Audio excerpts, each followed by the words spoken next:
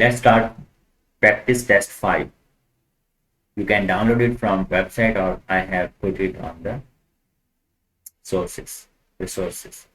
So we'll do non-calculator part first. That's page number 40. That's it. Let's move to question number 1.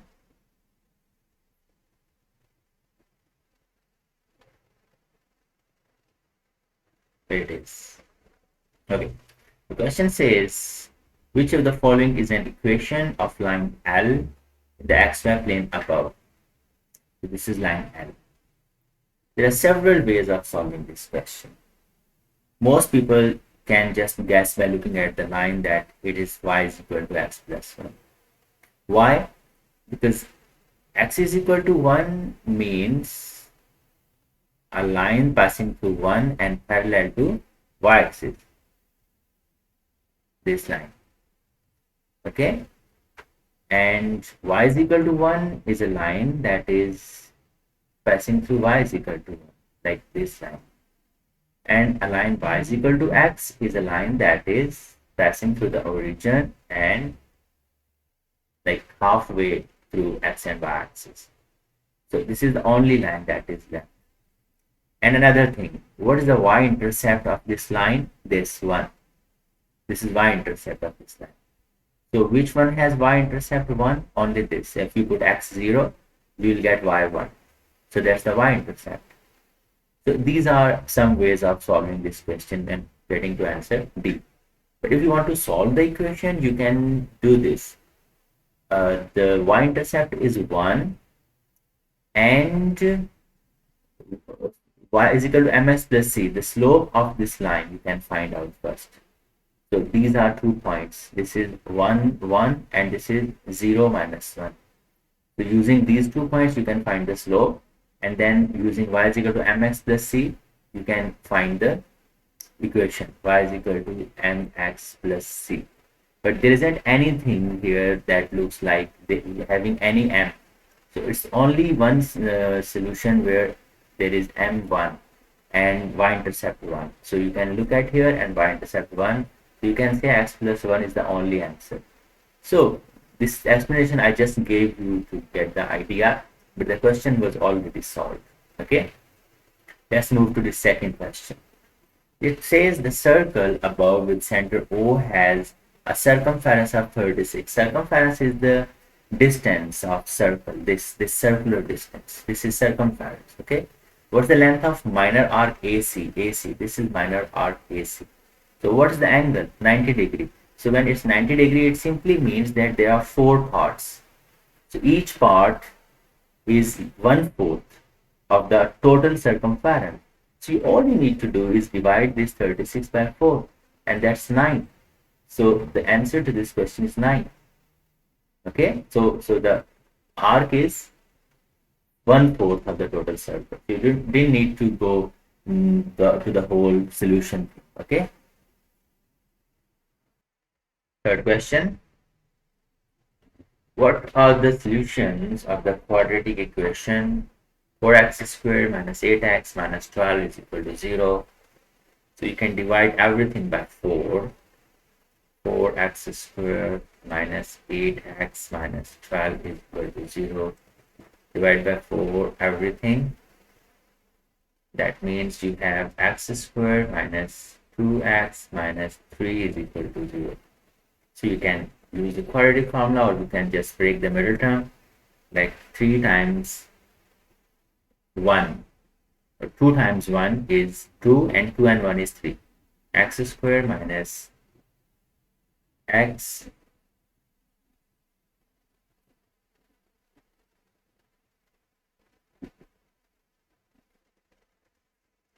minus 3x minus 3x plus x. That will give you minus 2x, and if you multiply it, it will give you minus 3x. Okay. Alright, so you can factor out x from here. That's x minus 3 and 1, and that's x minus 3. That's x plus 1 and x minus 3. So that means we have one value of x equal to -1. The other is +3. -1 plus 3. minus 1 plus 3 is option B. Okay. Question number 4. Which of the following is an example of a function whose graph in the xy plane has no x-intercept? No x-intercept. So first one is a linear function whose rate of change is not 0. Let's see to this. Rate of change is not 0. If a function has rate of change 0, rate of change means slope. So if a line has slope 0, then a line will be like this. Okay. But if a line does not have a slope 0, it can be like this, like this. So a line which is not straight horizontal will always cut y-axis and x-axis. So it must have x-intercept. So, but our question says that in a linear function whose rate of change is not 0. So if the rate of change is not 0, it means this case. It's x-intercept. There will be some x-intercept. Okay. All right. The next part is a quadratic function with real zeros. Of course, what is a quadratic function with real zeros? This real zeros. It's cutting at two x-axis 2 points, or like this. So whenever there are real zeros, it must have x-intercepts. Okay, and the C part is a quadratic function with no real zeros. Yes, this is your answer, because whenever there are no real zeros, the function will look like this. It won't cut x-axis, or like this. It won't cut x-axis. That's a function having no real zeros. No real zeros. Okay, so the answer to this question is C, but let's check out fourth one, a cubic polynomial with at least one real zero. So what does it mean? At least one real zero. How do you draw a cubic function? Like this. So this has one real zero. So no, there are two actually. 1, 2. So if we at least one, it means it's like this. But whatever the case is, there can be 3 zeros like this. 1, 2, 3.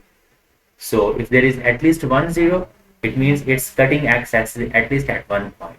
Okay. So the answer to our question is, of course, this option C.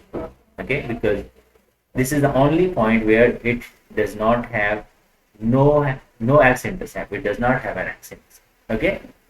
All right. Let's move to question. Under root x plus k plus 2 minus x is equal to 0. In the equation above, k is a constant. If x is equal to 9, what is the value of? So under root k plus 2 minus x is 9 is equal to 0. And if k plus 2 minus 9. So what you can do is you can take this 9 on that side, squaring on both sides. Sorry, this is k. Squaring on both sides, it will be k plus 2 is equal to 81. So k is equal to, subtracting 2 from both sides, 70. So this is 70. Okay.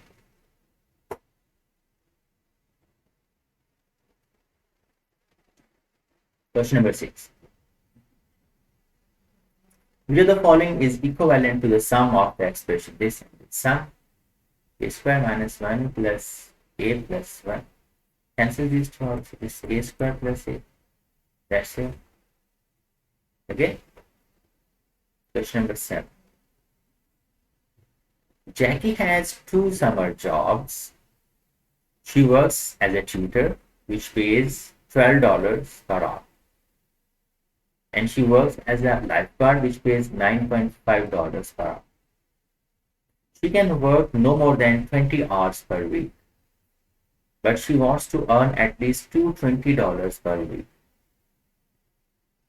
Which of the following systems of inequalities represents this situation in terms of x and y, where x is the number of hours she tutors and y is the number of hours she works as a lifeguard. So x and y are the number of hours. And it says the number of hours should not be more than 20. It simply means that the sum of x and y, both hours, should stay equal to or below 20. Equal to or below 20. It should not exceed 20 hours. It means it should stay below 20 or equal to 20 hours. Okay, so one of our inequality is this. Then if she teaches for X hours at the rate of $12 per hour, she will earn 12x dollars. And if she works for Y hours as a lifeguard at the rate of $9.5 per hour, she will earn 9.5y dollars. Now this is the amount she will earn. So it says that it should be at least $220. It means it should be 220 or more than 220. At least 220. It should not be less than 220. It should be more or equal to 220. So you write greater than or equal to $220. So 12x plus 9.5y greater than or equal to 220 and x plus y less than or equal to 20 is here in C. 12x plus 9.5y greater than 220 and x plus y should stay less than. So C is the answer. Okay.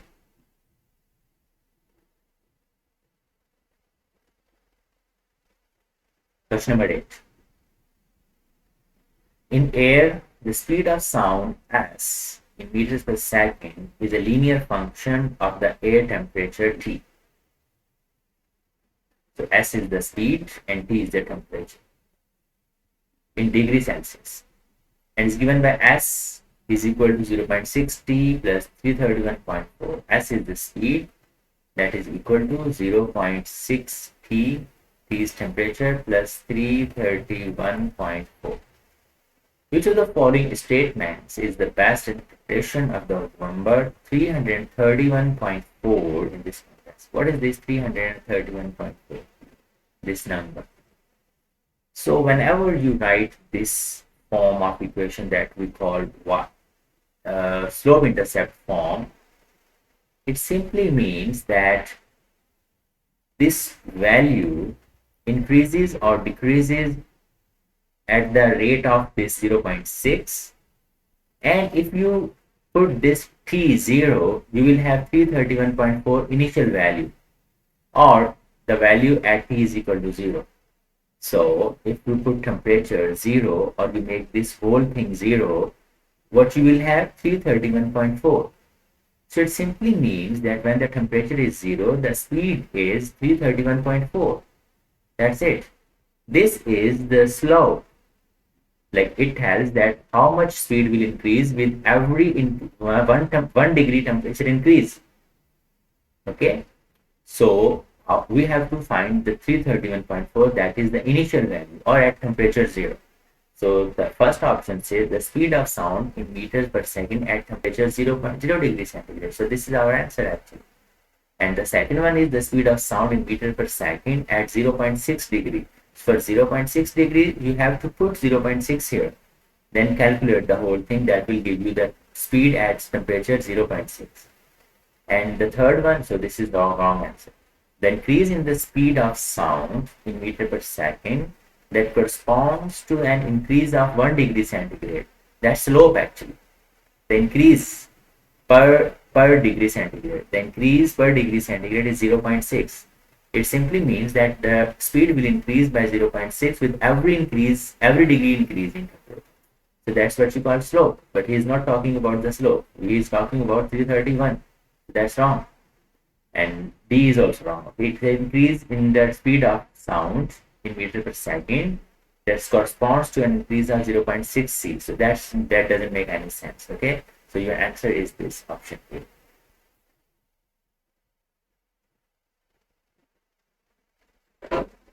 Question number 9. Simple simultaneous equation. Y is equal to x square and 2y plus 6 is equal to 2 times x plus.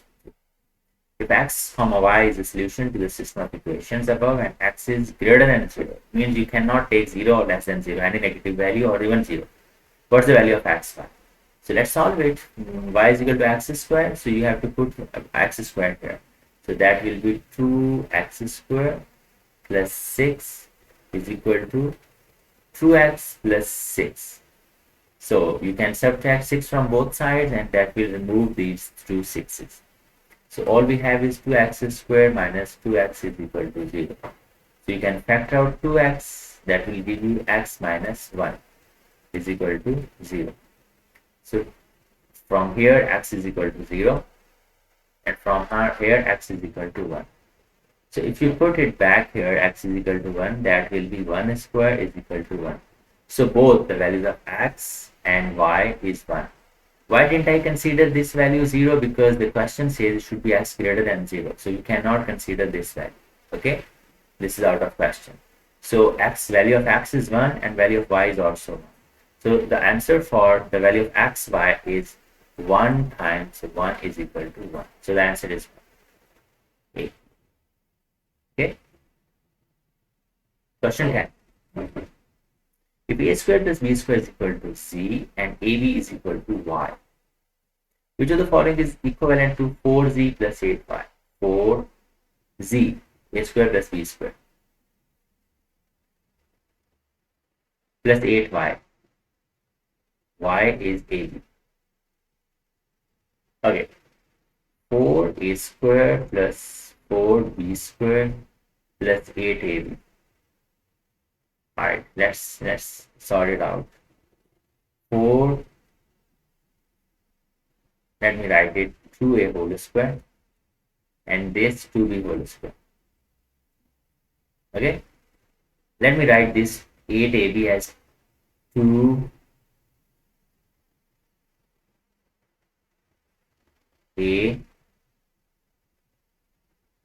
this b. So what does it suggest? A square plus 2ab plus b square, a plus b whole square. That means 2a plus 2b whole square. So b is my answer. Okay.